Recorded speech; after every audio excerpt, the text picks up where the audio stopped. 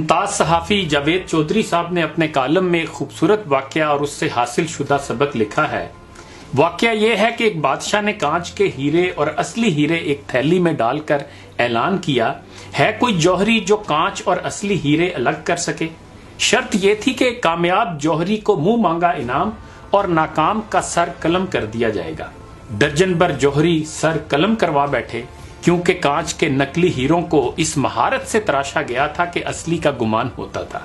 ڈھنڈورا سن کر ایک اندھا شاہی محل میں حاضر ہوا، فرشی سلام کے بعد بولا کہ میں وہ ہیرے اور کانچ الگ الگ کر سکتا ہوں۔ بادشاہ نے تمسخر اڑایا اور ناکامی کی صورت میں سر قلم کرنے کی شرط بتائی۔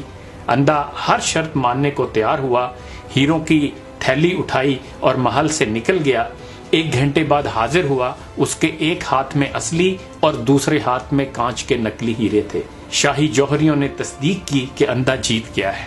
بادشاہ بہت حیران ہوا، اس کی حیرت کی انتہا نہ رہی کہ جو کام آنکھوں والے نہ کر سکے وہ کام ایک نابینا کیسے کر گیا۔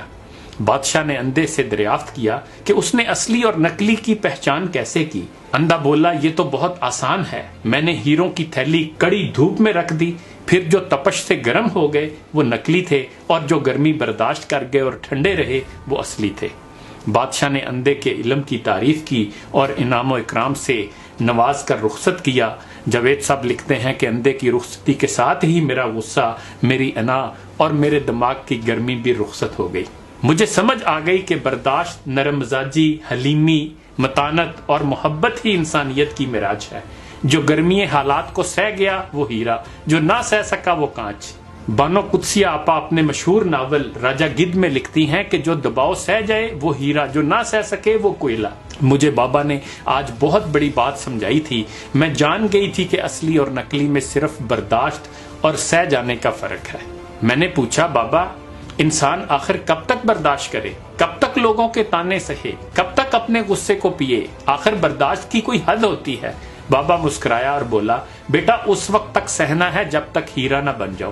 میں نے پوچھا، پھر اس کے بعد؟ بابا نے کہا، ہیرا بننے کے بعد ہیرے پر کوئی دباؤ، کوئی آگ اور کوئی تپش اثر نہیں کرتی۔ یہاں سے انسانیت کی معراج کا سفر شروع ہوتا ہے۔ اللہ تعالی ہم سب کو انسان بننے اور دوسروں کے لیے آسانیاں پیدا کرنے کی توفیق عطا فرمائے۔ خوش رہیں، خوشیاں بانٹتے رہیں۔ معاشرے میں مثبت فکر و عمل کے فروغ اور شعور کی بیداری کے لیے اس چینل کو سبسکرائب کریں اور ہمارے پیغام کو مزید لوگوں تک پہنچانے کے لیے ہمارا ساتھ دیں۔